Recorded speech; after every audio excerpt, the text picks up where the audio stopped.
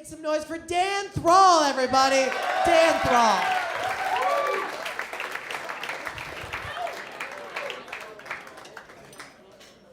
Man, since I'm so tall, it drives me nuts when people run into me. They'll be like, oh, sorry, I didn't see you there. Really, you didn't see me? I'm gigantic. Oh, yeah, I guess you are pretty tall. You guess? Do you not see Billy Crystal following me down the street? We can make another My Giant. We'll call it My Giant 2. It will be about me and Robert De Niro sharing you as our giant. T-O-O. How tall are you? 6'8". Do you play basketball? No, I don't play basketball. Oh, you don't? Well, then what are you doing with your life? What a stupid association. Just because I'm tall, I play basketball. That's like saying, you're German. Do you commonly misspell the word October? And I had open heart surgery 8 months ago, and so I have this horrible scar down my sternum. And every time people ask me what it's from, I make up a new story. How'd you get that scar? Actually, I was working in the shop, and I fell asleep on the table saw. Scientists claim dolphins are the only creature on Earth to have sex for pleasure besides humans. I think that's a pretty outrageous claim, because how do scientists know dolphins are getting pleasure from the sex? I mean, they only communicate through laughter. There's some scientist sitting there watching dolphins have sex like, that dolphin's having good sex. Best sex he's ever had. What does bad dolphin sex sound like? Is it like a really fake laugh? Like, that dolphin's faking it. He's not even gonna spend the night. And a lot of people have dream catchers above their bed, and I think that's just fucking stupid. I have a giant picture of David Bowie from Labyrinth above my bed.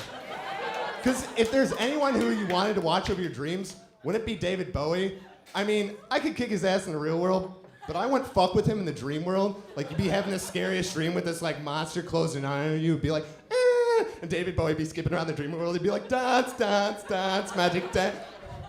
What's going on here? The monster would be like, Mr. Bowie, I don't want any trouble. And he'd be like, I see that you don't, and get out of Danny's dream.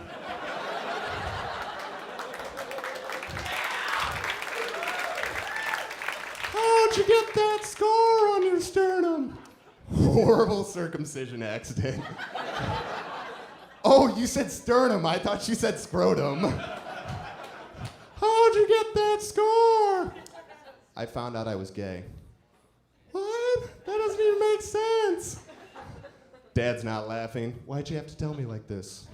You couldn't have taken me out to dinner? Man, I hate when people are like, oh, I'm so much better at beer pong when I'm drunk, or I'm so much better at golf when I'm blackout wasted. Really? You know what I'm good at when I'm drunk? Starting aggressive nowhere arguments with strangers. And I was diagnosed with horrible ADHD when I saw this guy the other day on TV lighting himself on fire. It was like one of those like when shit goes wrong shows.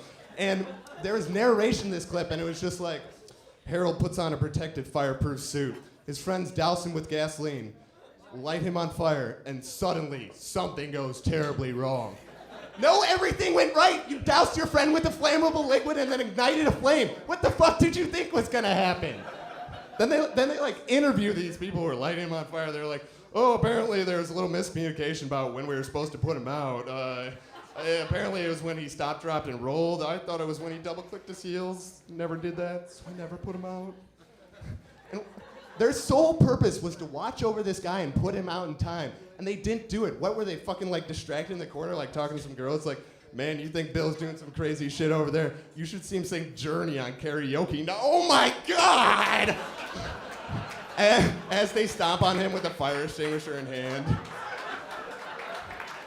And then lastly, they interviewed this guy who was on fire.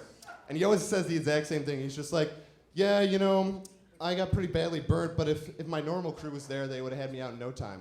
Normal crew? Normal crew? You have fucking people on staff? I'm sorry, but when you light yourself on fire on a regular basis, you lose all talking privileges on national television. How'd you get that scar? I can't tell you, but I'll show you. Kalima! Kalima! Man, the most ignorant thing anyone can say is the worst way to die would be by drowning. Really? I've heard nothing but good things. You know, from all those people who drowned to death. Didn't Rolling Stone say, like, drowning was the new burning to death? And, like, Teen Choice Awards was like, the kids just can't get enough of drowning. Everyone's doing it these days. And I think New York Times said, if there was only one way to die this summer, it would be drowning. How'd you get that scar? My friends thought it would be funny to put razor blades on the slip and slide. I was applying to schools a couple years ago, and this one school I was applying to was sending me things. Like, they sent me like a Frisbee and a visor, and they were like, with a note that read, did any other schools send you these things? As if that would have like affected the decision of where I wanted to go to college.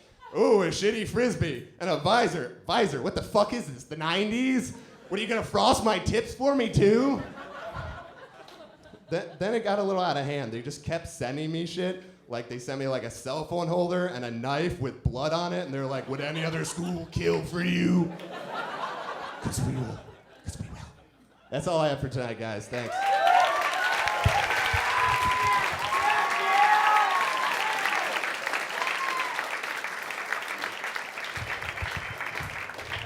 Dan Thrall, everybody. One more time for Dan Thrall.